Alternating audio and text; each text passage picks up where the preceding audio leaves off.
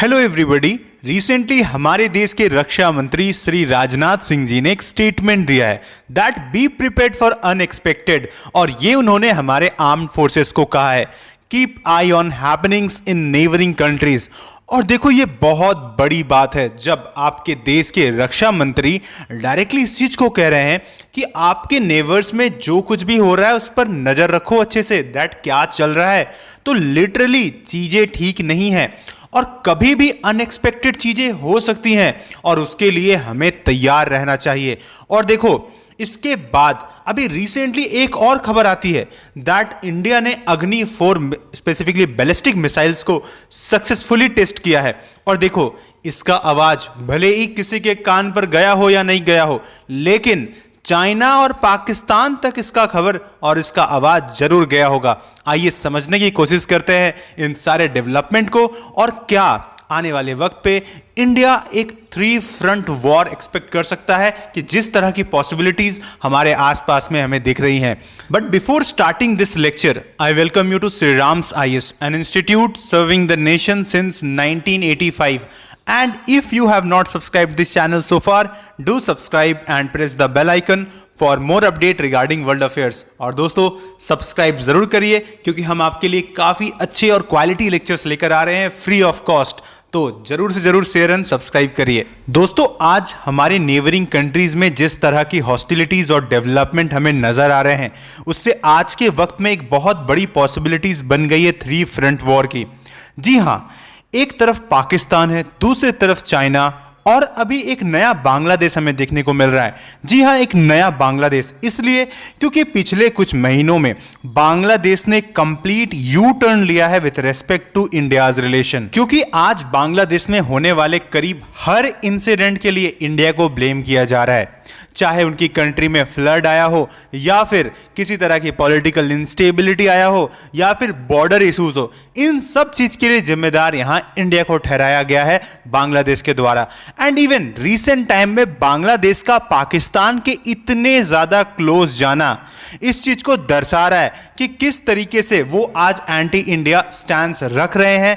And आज के वक्त में बांग्लादेश में काफी ज्यादा एक्सट्रीमिज्म भी बढ़ चुका है और हमने रिसेंटली देखा था कि जमात इस्लामी जैसा एक एक्सट्रीमिस्ट ग्रुप जिसे former prime minister Sheikh Hasina के रिजीम में एक तरीके से बैन ही कर दिया गया था, लेकिन अभी उनके इंटरिम गवर्नमेंट के द्वारा उस पर से बैन हटा दिया गया है। तो उसका इफेक्ट हमें आज के वक्त में बांग्लादेश में देखने को मिल रहा है।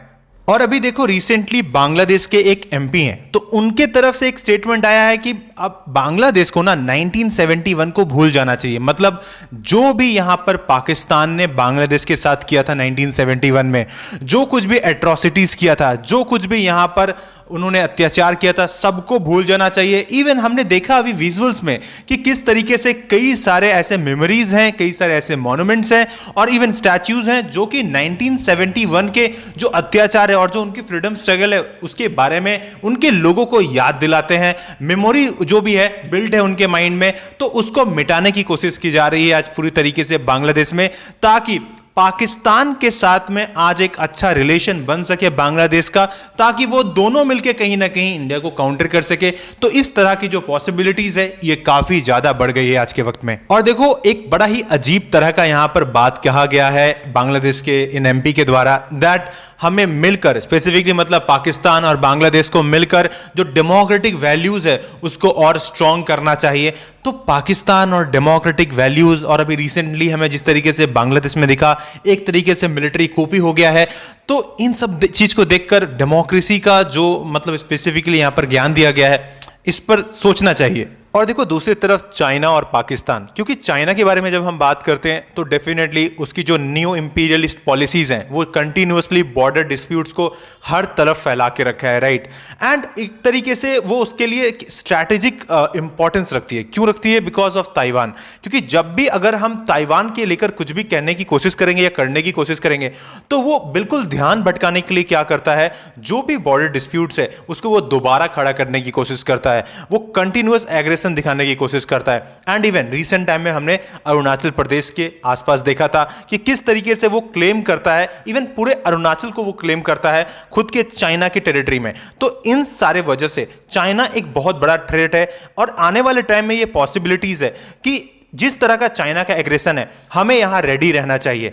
एंड फिर हम जब पाकिस्तान की बात करते हैं, पाकिस्तान कंटिन्यूअस एक तरीके से टेरर जो भी फंडिंग है एंड खास करके टेरर को सपोर्ट करता है, टेररिज्म को सपोर्ट करता है। आज जम्मू एंड कश्मीर में हम देखते हैं कि कंटिन्यूअस टेररिस्ट अटैक्स होते हैं। इसके पीछे रीजन क्या है? क्योंकि Pakistan and China continuously India को थ्रेट पहुंचा रहे हैं और इसलिए यहां पर डिफेंस मिनिस्टर जी के द्वारा इस तरह का स्टेटमेंट दिया जाना यह बिल्कुल लाजमी है कि हमें हर अनएक्सपेक्टेड सिचुएशन के लिए रेडी रहना चाहिए। और कभी भी इस तरह की पॉसिबिलिटीज यहां पर बन सकती है जहां पर हमें 3 फ्रंट वॉर पे लड़ना पड़े। एक तरफ हो सकता है कल को बांग्लादेश भी इधर से कहीं ना कहीं एग्रेशन दिखाने की कोशिश कर सकता है पाकिस्तान के इन्फ्लुएंस में आकर। और देखो, इन सारे थ्रेट को समझते हुए इसलिए हमने अभी अपना इंटरमीडिएट रेंज बैलिस्टिक मिसाइल अग्नि 4 को टेस्ट किया अपने इंटीग्रेटेड टेस्ट रेंज सेंटर जो कि चंदीपुर ओडिशा में है वहां से।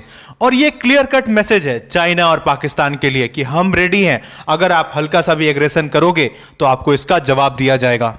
न अग्नि 4 के पास में एक कैपेबिलिटी है कि वो अराउंड 4000 किलोमीटर के रेडियस के आसपास में अटैक कर सकता है, जो कि चाइना एंड पाकिस्तान को कवर करता है। और देखो, जब भी हम अग्नि की किसी भी वेरिएंट को टेस्ट करते हैं तो सबसे ज्यादा हड़कंप अगर कहीं पर मचता है तो वो चाइना पे मचता है, क्योंकि चाइना कंटिन्यूअसली इस चीज को अपोज करते आया है। स्पेसिफिकली वो मानता है, जैसे लास्ट टाइम हमने अग्नि 5 को टेस्ट किया था, स्पेसिफिकली हमने MIRV टिप्ड अग्नि 5 को टेस्ट किया था। तो अग्नि 5 MIRV में क्या है कि वो मल्टीपल टारगेट्स को एक वक्त पे कहीं ना कहीं हिट करने का ताकत रखता है और वो इंटरकॉन्टिनेंटल बैलिस्टिक मिसाइल है।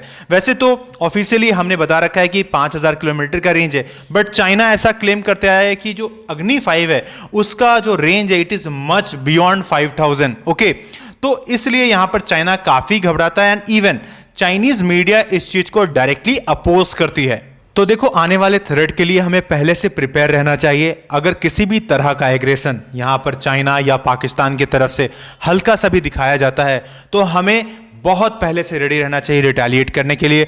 और ये टेस्ट कहीं ना कहीं इस चीज को सिग्निफाई करता है, सिंबलाइज करता है कि हम रेडी हैं। और इसीलिए हमारे डिफेंस मिनिस्टर ने इस तरह का यहाँ पर डायरेक्ट स्टैंस लिया है कि हम यहाँ पर हमें रेडी रहना चाहिए और खास करके हमारे नेबर्स जो भी है उन पर हमें नजर रखना चाहिए खास करके। नाउ एट लास्ट दोस्तों, अब जो भी डेवलपमेंट्स इन फ्यूचर आएंगे with respect to this, Shriram's IAS will definitely provide you, but before that you will have to subscribe this channel ताकि आपको continuous information और अच्छे अच्छे lectures यहां मिल सके।